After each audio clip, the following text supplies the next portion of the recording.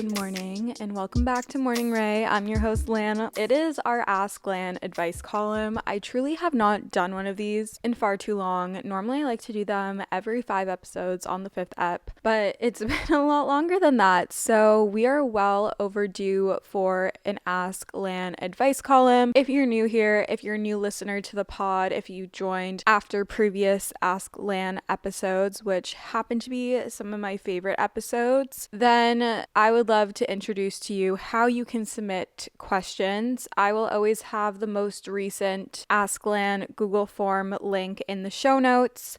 I update it as episodes go on, so I think I should also probably link it on the podcast Instagram and TikTok. So I'll get to doing that, but there is a Google form where you can submit in your questions. If you need more time-pressing, urgent answers, then I also host Ask Lan question boxes, Ask Me Anythings, whatever you want it to be, on Mondays on my Instagram stories. So you can send questions in there. Obviously, it's a little more limited based off the character count in the question box on Instagram. Google form allows you to kind of give me a whole paragraph, an essay, if you will. I'm super excited to do today's episode. We have a lot of different questions. You guys really did not hold back. We have everything from talk about Pilates, getting started with Pilates, relationship advice, friendship advice, being independent, anxiety, whatever it is. So stay tuned and I'll get to answering that. But I would love to just give a little disclaimer. I'm just a 25-year-old girl. These are my pieces of advice. If you were asking me as your friend, I'm not claiming to be a professional. Also, a lot of the times I'm given these scenarios with minimal details. So take what you need, leave what you don't. It is your life. And this is just my input and my advice from my perspective, given the information that I'm provided. But let's get into our current faves. Oh, also, I guess this is a current fave, but the By Ray hats have launched. They are available on buyray.ca. We are shipping internationally. They're $49 USD per hat. It's not merch. It's the launch of my clothing brand. Everything is totally custom made. They're not blanks that I embroidered. It's 100% cotton. They're super well structured, super well fit, high quality hats. And I think you will really love them, whether it's for you, whether it's for your man, your brother, your sister, your friend, whoever it is. It's a unisex hat. And I'm really excited for you guys to get your hands on them. Thank you to everyone who has supported me so far. It really means a lot and is super surreal, and I'm super excited to see where By Ray takes us. On to my current faves. Also, I couldn't tell you the last time I filmed / I don't think I have filmed in daylight since starting to do video for YouTube on here, so I'm very proud of myself for getting here to record when it's light outside. Props to me. I'm so proud of myself, especially because I'm slightly hungover this morning. I haven't really been drinking in January. I'm not trying to do dry Jan. I just really haven't been drinking that much. And last night, I kid you not, I literally had 1.5 espresso martinis and a tequila shot. And I don't have a headache or anything, but I'm definitely tired and definitely feel the impact. My Ultra Human Ring was not happy with me this morning. So there's that. I have been back in my tea grind. I've been having a lot of peppermint tea, mint tea. It's just really soothing and relaxing, and it's nice to have, especially because it's been super cold out. If I'm at a cafe working, I've been really enjoying having that. Been loving getting a bouncy blowout when I get my hair styled now instead of getting it curled. It's been like this the past few times that I've gotten my hair like cut or colored, or I've just gone for a blowout. I've asked for a bouncy blowout and I'm obsessed with it, and I've tried to figure out how to do it on myself at home, and I cannot for the life of me. I just can't get it as smooth and frizz-free, and because I have naturally curly hair. So my goal is now to master being able to do a bouncy blowout at home. If any of you girls listening have any tips for me or any videos or pointers, I have the Shark Flex style. That's what I would be using. And I have a normal like boar bristle round brush. I have another round brush that's like the plastic bristles. So if you have any input or words of wisdom, I really did try to watch what the hairdressers were doing, but I can't seem to replicate it in the same way at home. So any pieces of advice, tips, tricks, hacks, whatever it is, I'm open ears. Feel free to DM me on @Allana Blumberg at Instagram.com. Instagram.com, what am I saying? On Instagram, or the @Morning Ray podcast Instagram. You can DM me there as well. Don't really have many other current faves. Oh, I really have been loving doing a super early workout. Like before I was doing 8 a.m., 9 a.m. Now I've been doing 7:15 a.m. classes, and I truly really love it, and it's gotten a lot easier. My sleep was so much better this week, minus last night. I don't know, I just feel so productive being done my workout before 8 a.m. It's a really nice feeling. Let's get into Ask LAN. What is your advice for setting boundaries with a situationship that keeps coming back but says they don't want anything serious? Talking from experience here, I used to suck at setting boundaries. I'd be really scared too, and I literally would get to the point where I'd be so hurt and upset by the situation that I was forced to walk away, and then I got better at setting the boundaries, but not being great at withholding them, which seems to be the case here, like setting boundaries, but the situationship keeps coming back. By you allowing them to walk back into your life and you accepting them after you have set that boundary of saying, like, if you're not going to date me, I don't want you in my life, sort of thing. You are showing them that you yourself don't respect yourself enough to hold that boundary and maintain it. And I know that's a tough pill to swallow. And trust me, I went through that multiple times. But if you want to stop this from happening, you have to break the cycle. You have to do something different to change the way in which this pattern plays out and to break that pattern and to successfully set that boundary. You need to hold yourself to it as well, not just them. It's a two-way street. If you don't hold it, then they're going to come back into your life. If you set that boundary with a situationship that you don't want to continue to see them, if they're not going to date you, then you can't continue to talk to them when they message you or call you. You can't agree to hang out with them when they try to hang out or come over. If you run into them out at the bar, like, don't go home with them. You need to take yourself out of your body and look at the situation as you would if it was your friend in that spot. I know, like, sometimes it's so much easier to give advice than to take our own advice, but I think if you want this pattern to stop, because clearly he doesn't want anything serious, he says what he thinks you want to hear in order to get back in bed with you, you're still having the same outcome. So if you want this to change and if you want to finally move past this so that you can create space for something that is in alignment with what you want, then you need to hold this boundary. Like, you need to hold on to it. You need to be firm. You need to stand your ground, and you need to respect yourself. Like, do it for yourself. Look at yourself as you would a younger sister, a friend, your future daughter, whoever it is. Whatever makes you feel the most, like, empowered to do so. You need to break this pattern. If you don't break it, it's just going to keep happening, and he's going to think you're okay with him just coming back when he feels like it, and you need to be firm with it. There is nothing wrong with communicating healthily and holding to that boundary and setting that boundary and, like, really firmly holding it in place. Boundaries are hot. It's attractive. It shows that you have self-respect, and I believe that you do. You just have to stop this bad habit that you have and change it. Rewire the way in which you react to him. I know that's easier said than done, again, especially if it happens when you've both been drinking or, like, you're intoxicated or whatever it is. It's easy for them to play with your vulnerabilities, your heartstrings. Really just, like, hold yourself accountable. Make a promise to yourself. I'm not going to let this person come back to me because I know I deserve better and I want better. Putting yourself out there and going on dates, how to get over the nerves and all that. I think it's just like an exposure therapy thing. I used to get so anxious and nervous before first dates, sometimes second dates, and it still happens from time to time. Like, I'll get a little bit nervous before a date.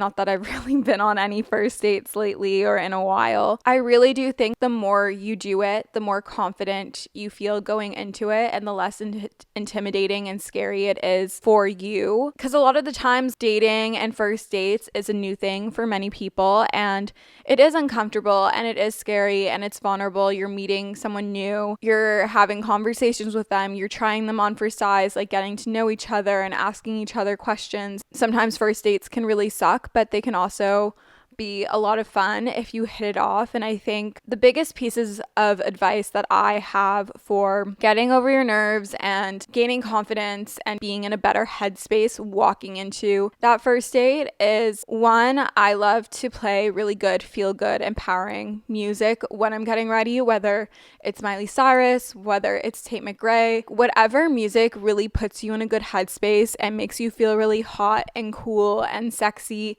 and authentically yourself. Play that while getting ready. I also love to make myself a little drink, whether it's a mocktail or spiked with a little alcohol. Like, I'll usually honestly take a glass, and I'm a tequila girl, and I'll just pour enough tequila so that it covers the bottom of the glass, and then I'll take a lime LaCroix and pour it up the rest of the way. Sometimes I'll add a little extra lime, some ice, just a little bit of that alcohol calms me down a little bit. Like, the physical anxiety feelings chills me out, but I'm not getting like tipsy or drunk before the date because I am lightweight and I don't want to show up tipsy for a date. So having just like a little spiked seltzer soda water situation is usually what I'll do. And I think, like, do your makeup the way you want to do it and the way you feel most confident doing it. Do your hair the way you feel the most confident doing it. I feel the most confident when my hair is down and curled, so I typically wear my hair that way on a first date. I have my classic go-to basic outfits that I wear on pretty much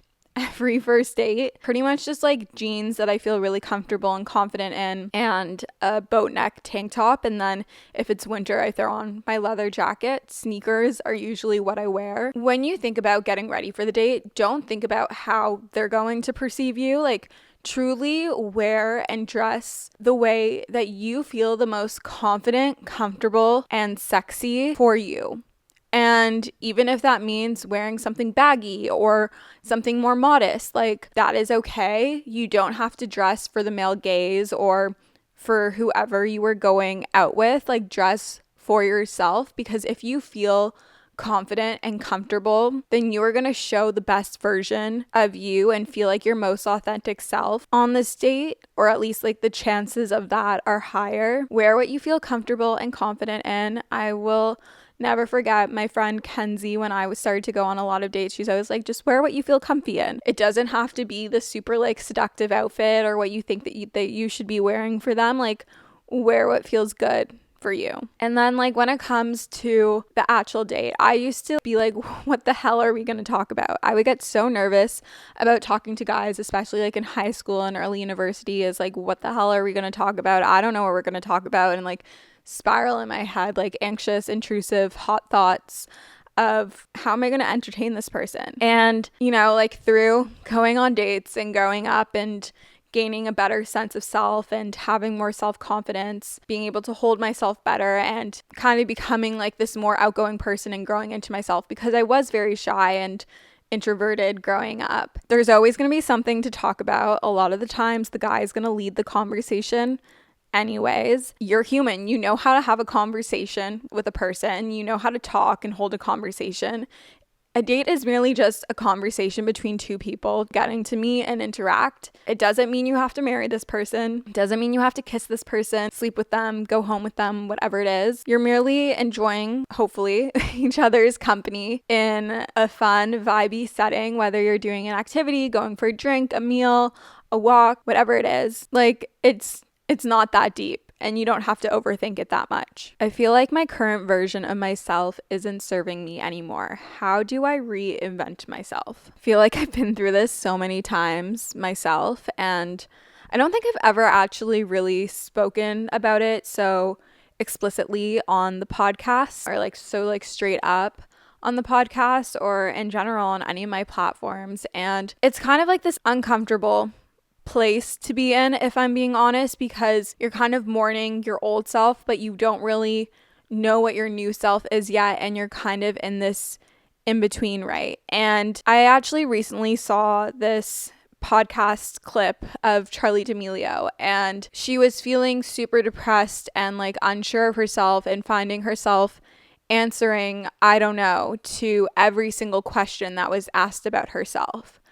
And she didn't want to leave home and was just rotting at home all the time. And it was feeding into this depression that she was in this depressive state. I can relate to that a lot. I feel like for so long, I didn't know who I was.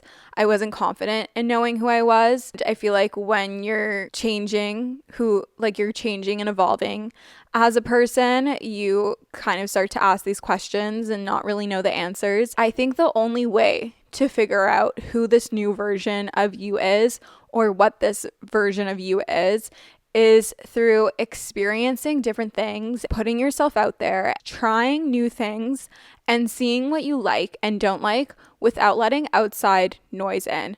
I think as children, we're often told by our parents, especially if we grew up a certain way and were raised a certain way, like what we should and shouldn't like, and how we should go about things, and what our hobbies should be, and what sort of career path we should take, and what courses we should be studying. I think as we come into adulthood, we grow into this adult version of ourselves, this ever evolving adult version of ourselves, because I feel like we continuously change as adults. We learn who we are and who we want to be through self-discovery. That is through trying different things. That is through going to a run club. That is through going to a new restaurant and trying foods of a different cuisine. That's through picking up a new hobby or buying clothes without falling into fast fashion trends and just buying something because you like it. Maybe you're thrifting more. We determine who we are and what we like through our life experiences.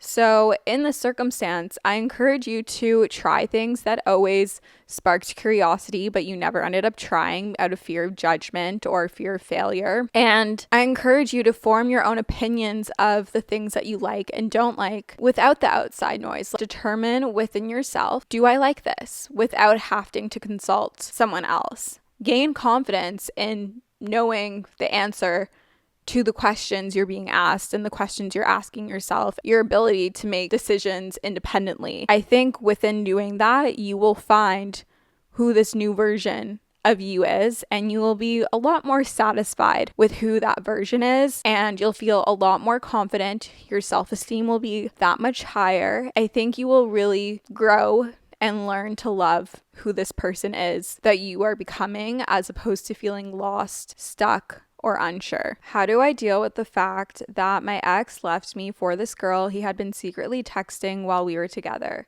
She also left her boyfriend of 3 years right after my ex left me. I'm just really struggling with feeling insecure and not enough. My ex and I were together for a year, and I can't comprehend how he would discard our love so easily. He also lied about a lot of things during our relationship. Not sure how to trust a man again. I'm so sorry that you got caught in the middle of this, that the person you trusted and thought loved you the way you loved them showed to be otherwise. Without saying too much, I can incredibly relate to this situation to a degree on a smaller scale, and it sucks. And I'm sure you are sitting here trying to figure out the solution to this problem and trying to figure out where things went wrong and why they happened the way they happened. Unfortunately, even if he straight up point blank told you the reason why, which would literally freaking suck, I don't even think he knows the reason why he acted the way he acted. All I know is that this seems like he's really insecure and immature and selfish, and everything that happened is not a reflection of you and the way you showed up in this relationship and the way that you gave love. It's not a reflection of you. It doesn't make you any less. It doesn't make your relationship with him any less. But I think if you sit here continuously trying to figure out how you could have been more, how you could have been enough, where you went wrong, what went through his mind, it's just gonna drive you mad. I encourage you to, instead of putting that energy into him and him dating this girl, put that energy into yourself. Put that love that you were giving to him back into yourself, into your friendships, into your family relationships, into career or school, into your hobbies. Refill your cup and re-energize yourself. Just switch your priorities and also reframe how you're looking at this situation. Just be grateful that you found out his true colors now, only a year into the relationship, as opposed to multiple years down the line, or God forbid you were married and you found this out and this happened and you had to get a divorce or children were involved or whatnot. Like, it could be so much worse, not to discredit what happened. Like, it's still really shitty and it sucks and it doesn't feel good at all. Trust me, I know. But these two people, they deserve each other.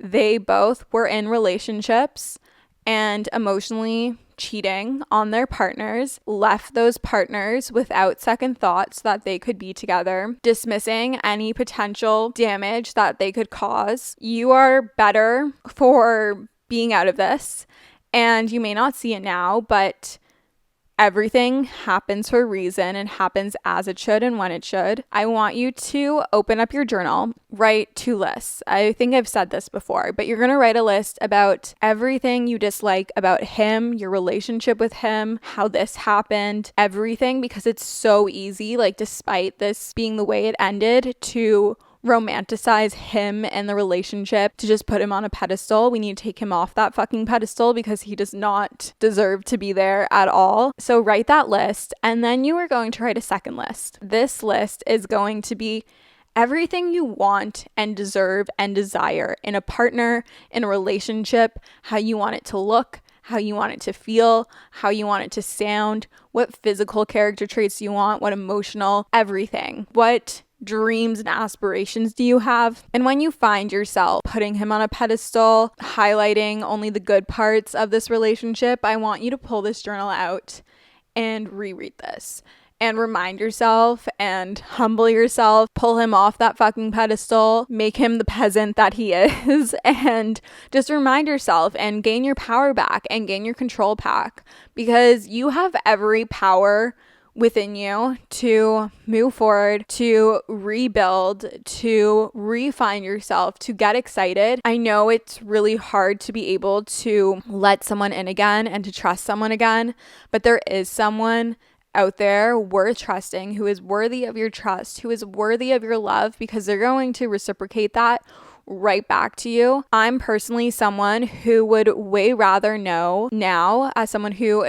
tends to keep her walls up and keeps herself closed off. I have learned that I would way rather be open with someone, wear my heart on my sleeve, and know that I put my all into something than to leave something knowing I didn't give it my all. I didn't open myself up to love, because to love is to be vulnerable.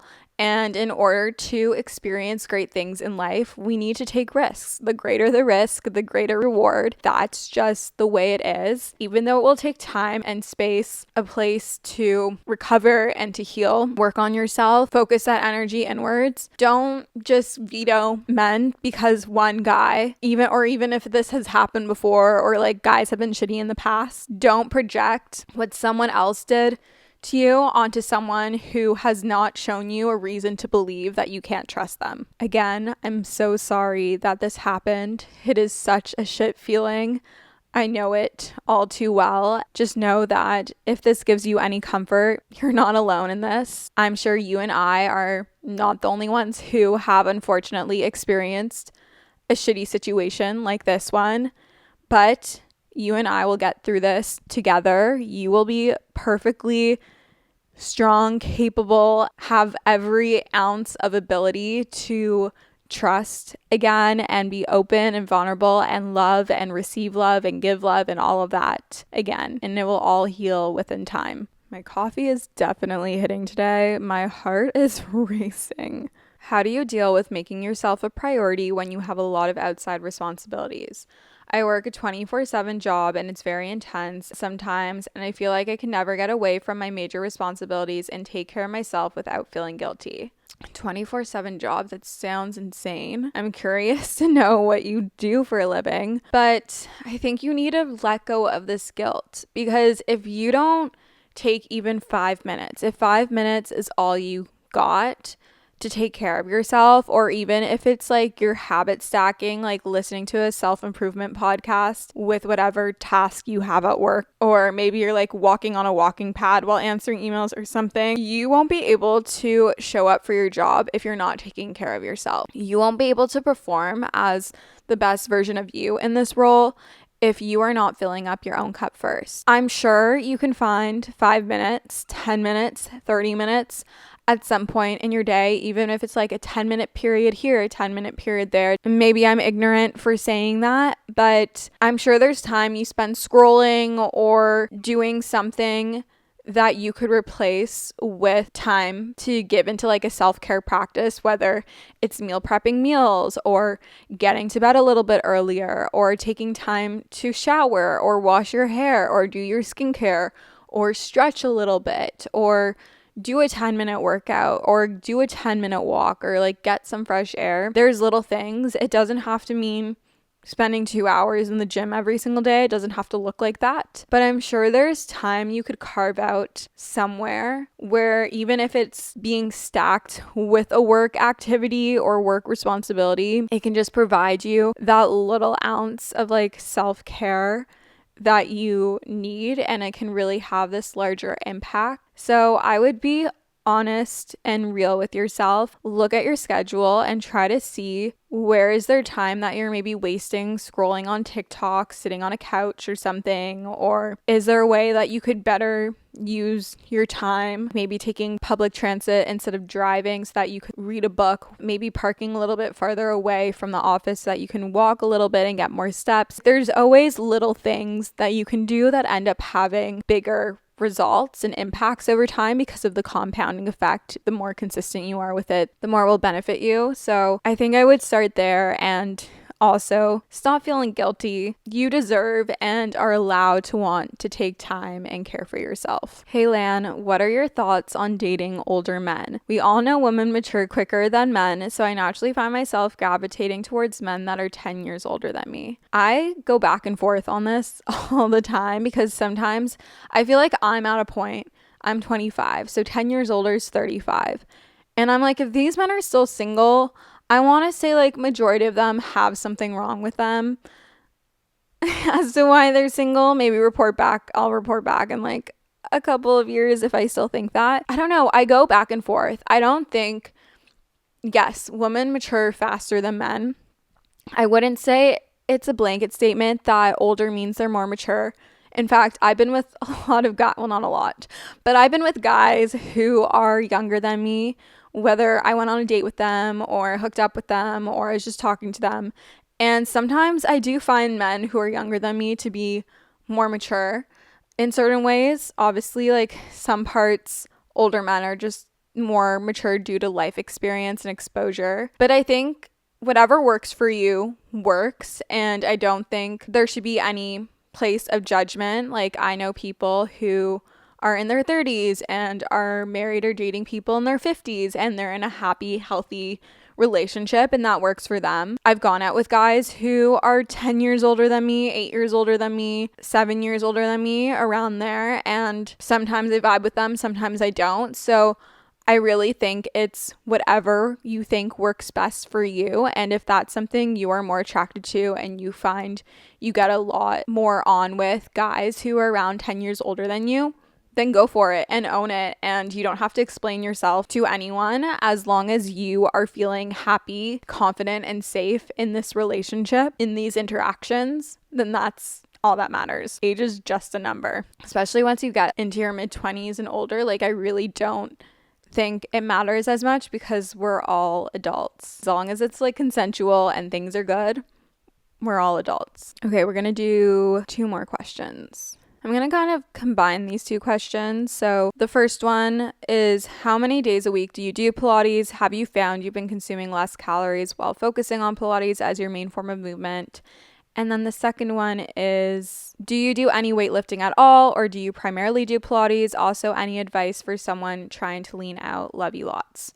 So I used to weightlift a lot. I was doing bodybuilding style weightlifting and I did really like it, and I got really strong in doing that, and I built a lot of confidence in doing that. And I think everything has its time and place. But personally, for right now, Pilates is my main form of movement. I want to say 95% of all my workouts are some form of Pilates, whether it's mat Pilates or the reformer, or I'm doing Legree or something of that nature. And then occasionally, not every week, but I'll throw in a spin class or boxing or a berries class or some HIIT class where I'm running or doing some form of cardio, lifting weights, doing interval training, something like that. So I haven't really weightlifted. The last time I weightlifted was when I was in London and I was in this bodybuilding gym, which was literally like insane. I'll touch a weight, like a dumbbell